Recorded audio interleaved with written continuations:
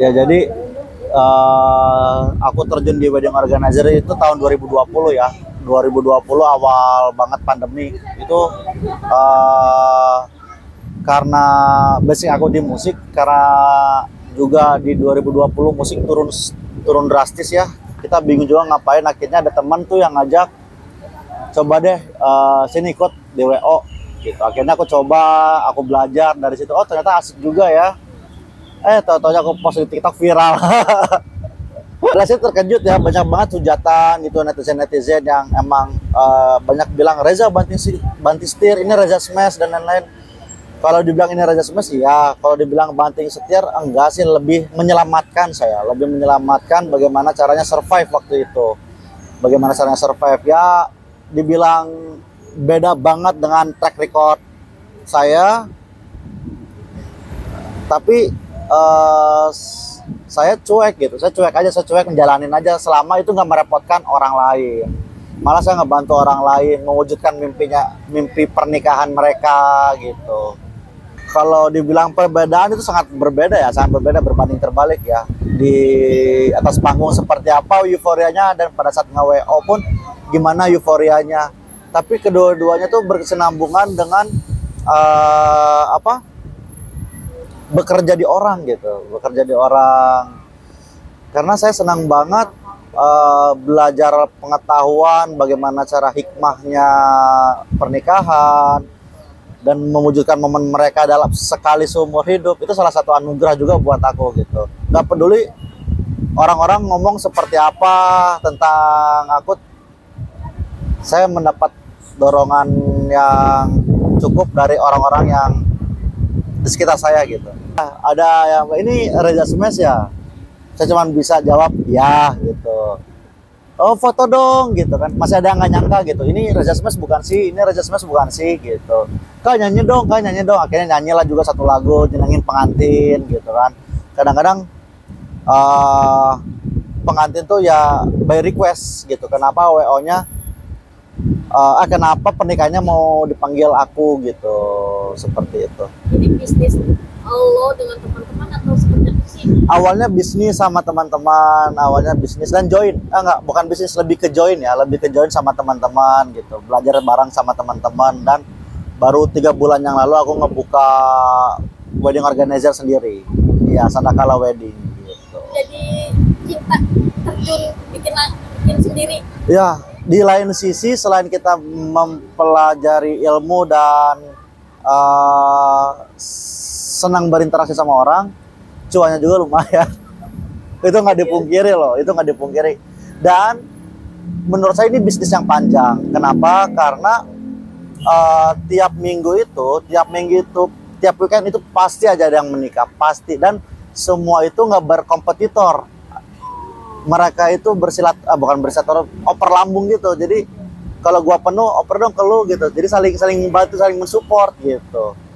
Itu sih yang gua salutnya sama di bidang wedding organizer ini. Oke, berarti untuk ini dikesampingkan dulu smashnya atau gimana nih? Enggak, tetap smash tetap nomor 1, jadwal smash nomor 1.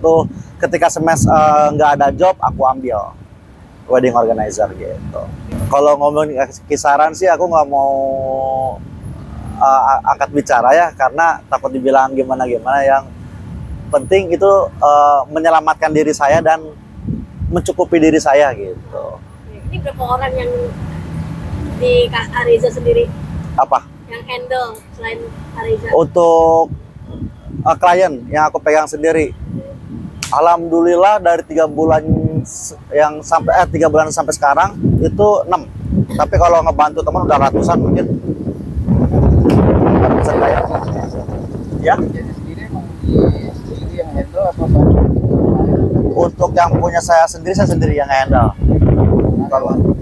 Iya, saya nge-hire marketing, nge-hire tim konten dan lain-lain. Sekarang kan konten nomor 1 ya.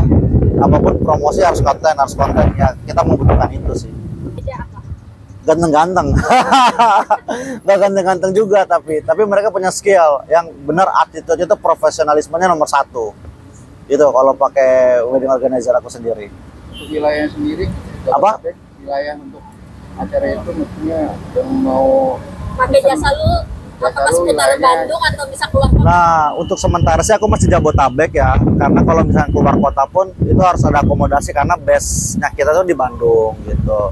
Aku juga nggak mau pakai orang asal-asalan, kenapa ya, takut juga hasilnya nggak memuaskan. Itu kan salah satu tanggung jawab yang besar ya, di balik cuannya yang lumayan, tanggung jawabnya juga sangat besar.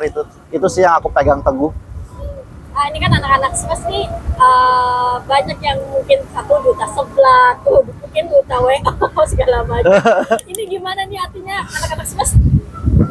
Ya, untungnya anak-anak semes pun masih saling mensupport di kegiatan selain semes gitu. Ketika semes nggak ada, kayak Rafael, Seblak, Viral, aku nge-WO, Bisma main film dan lain-lain, saling mensupport. Nggak ada, Ja lu kenapa sih Ja ambilin, Cok lu kenapa sih ambil Seblak, nggak ada yang kayak gitu. Kita saling mensupport, bahwa ujung-ujungnya kita ngebantu loh semuanya, kita ngebantu netizen-netizen yang mencibir kita gitu kan.